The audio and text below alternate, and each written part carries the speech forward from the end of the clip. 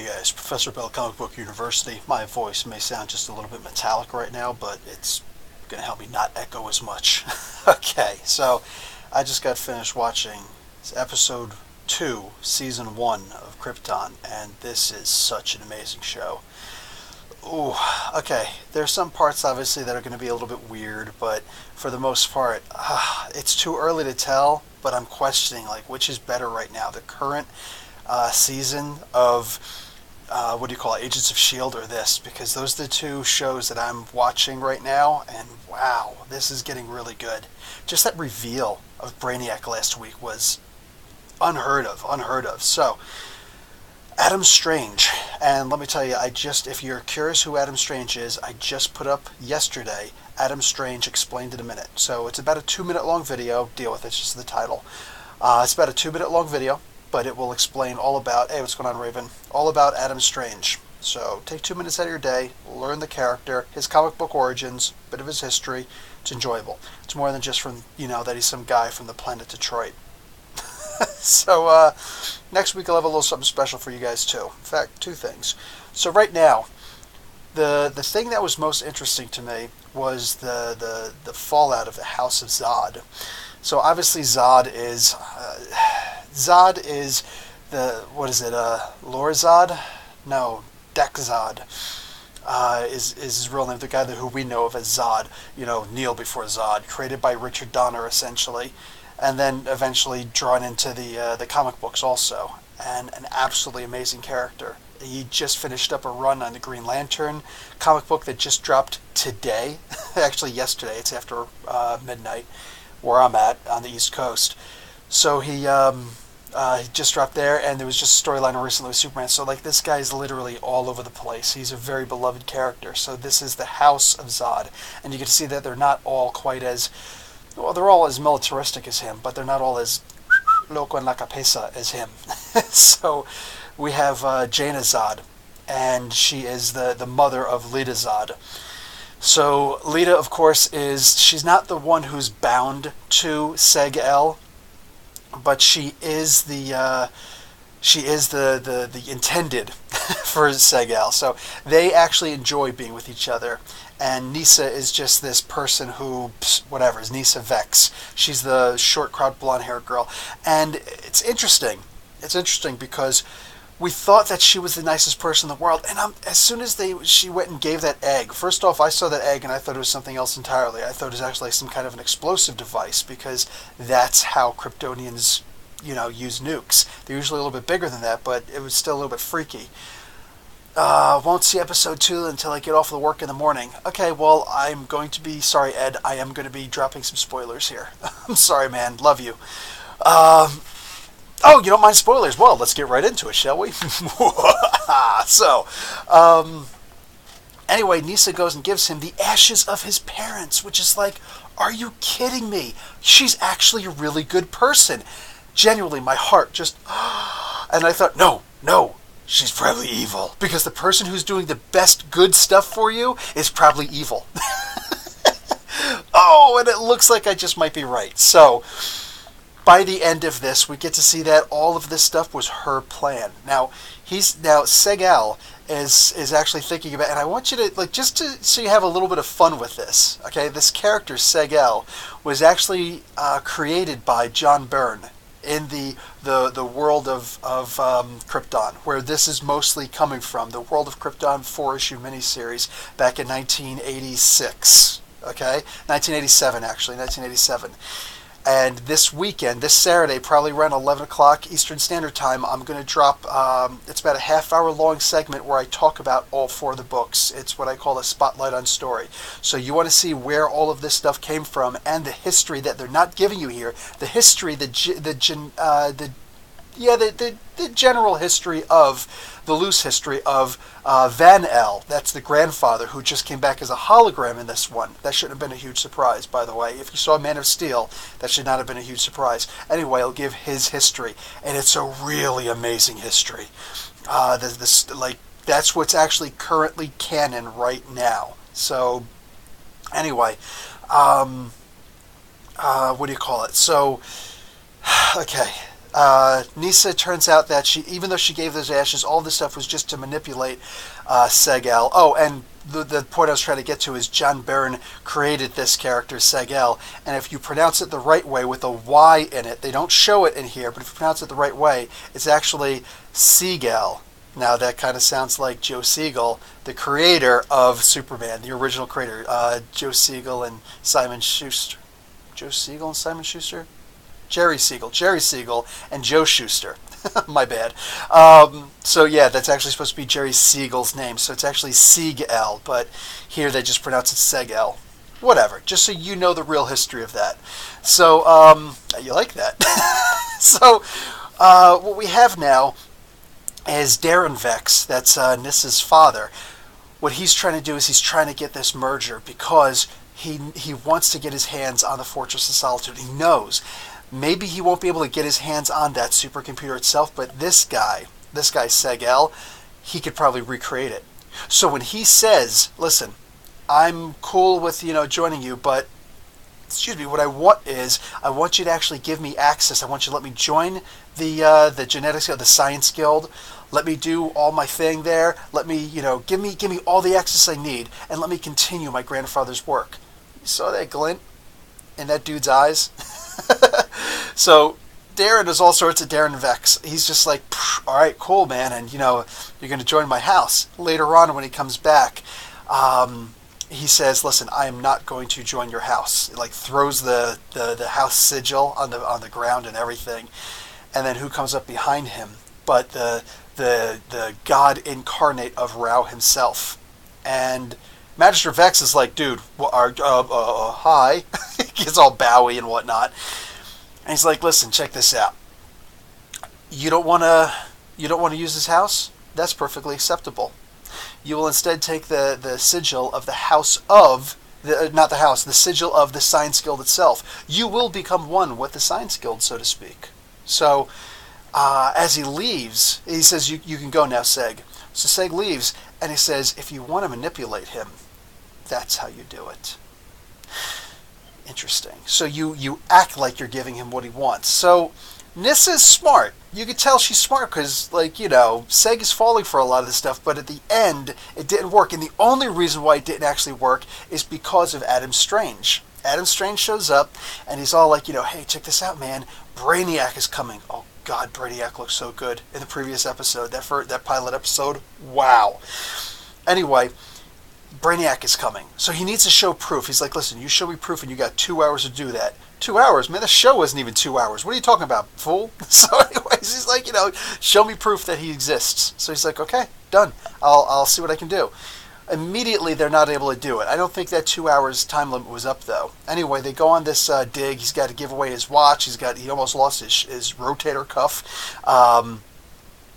It is a great character concept. So, and I'm going to get more into Brainiac in a moment. I got a surprise for you guys. So, he goes and he gives us his hat, the Detroit Tigers hat.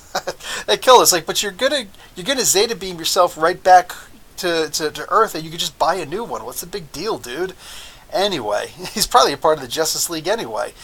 So, what happens? They go to this landing site on Krypton itself. Remember, Krypton is an extremely inhospitable place, all right?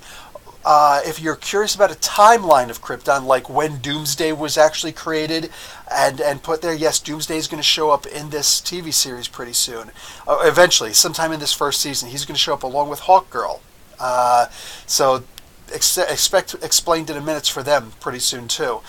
In the meantime, this Saturday at about 11 o'clock, when I put up my World of Krypton storyline, Spotlight on Story, I'll give you an entire timeline of Krypton also, so you'll know when all these different things happened.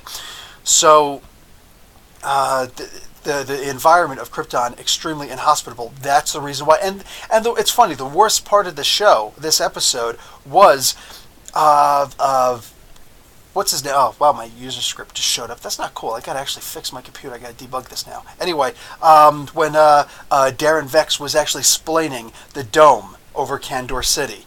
So that was like the most boring part, but it was really necessary. So he's a bit of an overactor. It's cool. I'm okay with it.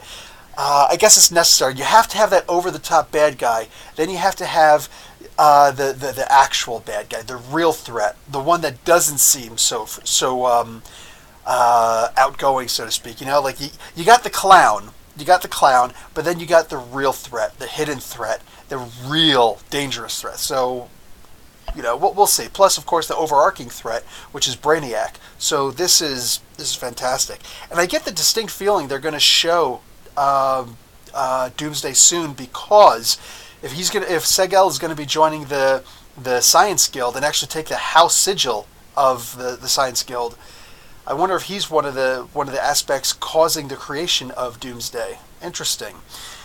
Anyway, so what else happened here? So the House of Zod to me was the coolest part here. Just to finish off really quick. Sorry. What's his name? The Knuckleheads, along with what's his name? I had to write his name. Chem, like a chem stick. So Chem, the bartender, goes with Adam Strange to this landing site. Turns out it's the landing site. Adam Strange, it's funny, he says, archaeologist? No, I dropped out first year. No, he didn't. He was a fantastic archaeologist. In fact, if you want to be a superhero in the DC universe, your best bet is become an archaeologist. Most of them are archaeologists, believe it or not. So Adam Strange realized that this is a landing zone for one of the scout ships, or the drones. It was a forward observer for Brainiac's ship. So Brainiac's technically already here. His eyes are already there. He already sees Krypton, so he's on his way now. Brainiac is a very interesting character, and my big surprise is that this Saturday I'm going to have up Brainiac Explained in a Minute. I just finished writing it today, and I just recorded it. I'm going to do some modifications, and I got a lot of work to do to it to edit the whole video itself, but Brainiac Explained in a Minute will be up on Saturday, probably around 3 o'clock in the morning or so. Anyway, so now the House of Zod. You see, Lita challenges her commander for the role. Why? They mention Black Zero, and Black Zero is basically a terrorist group that goes around, and they're all about they're a part of the clonies. Okay, the clonies. All of this will be explained in Spotlight on Story for World of Krypton this Saturday. But what do you call it? They're basically, they didn't like the idea of the Clone Wars. I don't think they're going to do exactly that here, but yeah. Krypton had a Clone Wars also, just like the Star Wars did, and this one was explained first. So they're trying to avoid any further attacks by Black Zero. The one guy who attacked the mouth of Rao in the previous episode, he is. That guy was actually a member of Black Zero. So they're like, we're going to go and take them out. It's like, what, did we find them? Lita's like, did we actually find them? They're like, no, we're going to go and we're going to go and raid the houseless. You love the social, political, and economic aspect of this, right? These are the people with no power. These are the people who we can push around and at least show that we're doing something, whether we get the results or not. Even if they're false results, just the idea will show that we're actually doing something. And, what are these guys going to do? They can't sue us. They're houseless, so who cares? Horrible. Speaking of houseless, did anybody else almost tear up when that little girl brought that little handmade rock with the House of El on there? Dude, man. Like, too many of the little symbols there, and they show the symbol of Superman, that House of El Superman symbol. They show that at just the right times. Anytime that you're starting to feel like, dude, man, like, what are they going to do? They show that symbol, and what happens? You suddenly realize there's hope, because that's what it's supposed to mean. Anyway, so she realized it's not going to work. She's like, right now, it was a nameless who helped us, who saved us, who saved the Magister and everything. And now you want to go in there and you want to just start tearing these people apart? Their resentment's going to build. They're not going to want to help us out anymore, and they might even start generating sympathizers. It's like, oh, that's not our job to think about stuff like that. We just got to go in there and do. Unacceptable. So she's brilliant. She wasn't necessarily the best of fighters, but it's a shame that that's what proves you're the best, is being able to be the best fighter. Well, fortunately, she was able to overcome. And when that dude called for mercy, I'm like, oh man, at the very least, go Cobra Kai on him. We do not train mercy at this dojo. Wait, did you really call for mercy? Sucker, you know the rules, man. Anyway, so she just snapped his neck.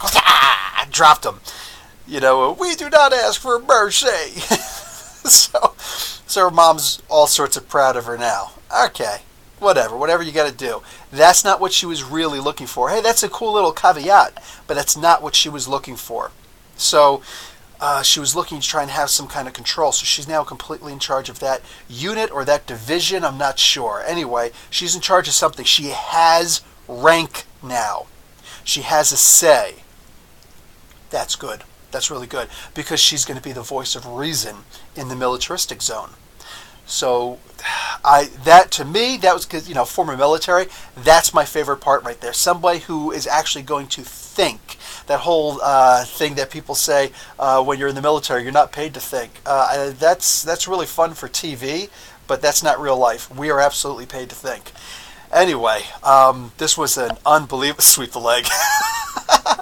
This is an absolutely amazing show, man. I love this show so much. Oh, now we're just going to start naming other archaeologists. Anyway, yeah, this is really good. I know Vex was bad from the first. Oh, you knew she was bad from the. See, I kind of thought maybe she was good. I'm okay. I'm okay with her actually being bad. But to me, this was amazing. I loved this. Such a great TV show. Only 2 episodes in. I have really high hopes for this season, guys. This is a fantastic show. So, yeah. Layla O'Toole. Is that the actress who plays Nisa? Anyway, fantastic, absolutely amazing. I'm loving this. And I feel like, it's funny. So soon, this second episode, you got the pilot. The pilot's just introducing the world of Krypton. Here, you got this episode really gets into the houses. So you've got the epitomes of the house of Zod. So you've got the 2 extremes. You've got Lita as the left extreme, and you've got her mother as the right extreme of House Zod. You've got Nisa and the Magister both as those extremes of the House of Vex. And, well, the only person you got left is Seg-el. But you're also going to see his grandfather now. Okay, so Van-El is going to be there also. And you get to see you might be able to see an extremes thing there. Because I have the feeling, if they want good storytelling, I think they're going to have some moments where Granddad and Seg where Van and Seg actually disagree with each other a few times. I think that would be cool. I think they can make for really good storytelling there. That's what I'm hoping. So, Raven, only 10 episodes?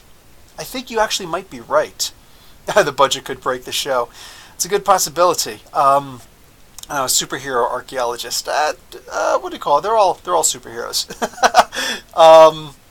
What do you call it? Even Indiana Jones is a superhero. I saw that coming on there also. Anyway, so this, yeah, I'm in love with this, and I can't wait to see more. Guys, this Saturday, every Tuesday and Saturday is when I put up my Explained in a Minutes, and every Saturday is when I do a Spotlight and Story. So this Saturday, if you're not subscribed, please subscribe, seriously. This channel is actually made by you guys. I love the interaction back and forth. I'm not one of those jerks who sits there and, tries to act like I know everything about the comics and everything. No. You guys will correct me an awful lot also, and I'm totally cool with that. That's what makes this a community.